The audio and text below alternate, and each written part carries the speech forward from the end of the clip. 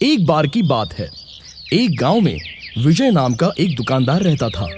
विजय की गुड़ की एक छोटी सी दुकान थी। वो बड़ी मेहनत से गन्नों की पैदावार करता और उनसे ऑर्गेनिक तरीके से गुड़ बनाता और अपने दुकान में बेचता। विजय की मेहनत रंग लाई और उसकी गुड़ की दुकान गांव भर में अच्छी चलने लगी।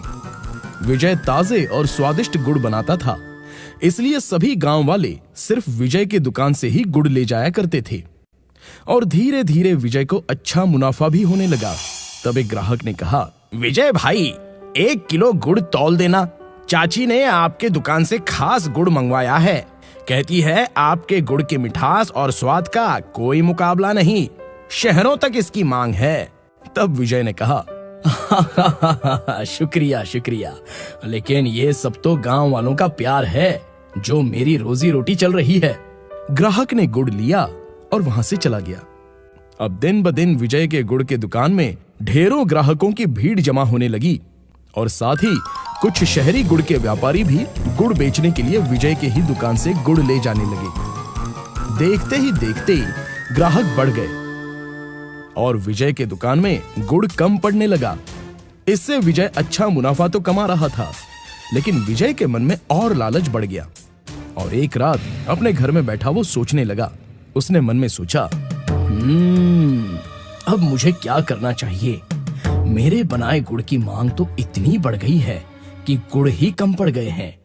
अगर मैं दाम बढ़ाता हूं तो ग्राहक कम हो जाएंगे। मुझे अपने गुड़ में बढ़ोतरी करने के लिए मिलावट करनी चाहिए। इससे दाम भी नहीं बढ़ेगा और ग्राहक भी कम नहीं होंगे। तब विजय की पत्नी बोली, आप ये क्या कह रहे हैं? इससे तो गुड़ की मिठास कम हो जाएगी और ग्राहक इसे नापसंद करने लगेंगे। आप ज्यादा लालच मत कीजिए, सब कुछ अच्छा तो चल रहा है।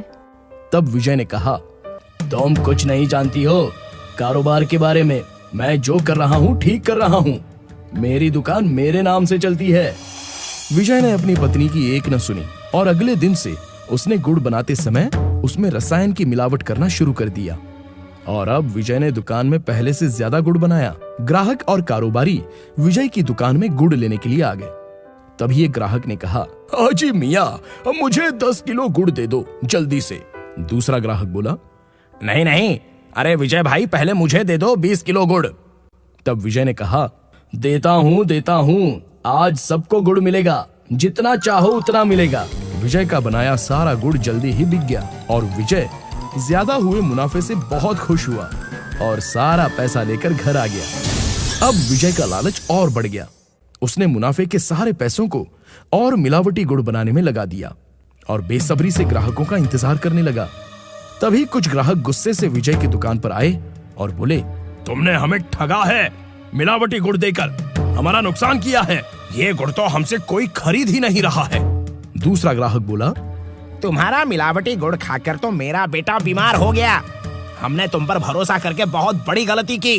तब सभी लोग बोलने लगे, अब हमें हमारा पैसा वापस करो। हाँ, हमें हमारा पैसा वापस करो। अब हम तुम्हारे दुकान से कभी गुड़ नहीं खरीदेंगे।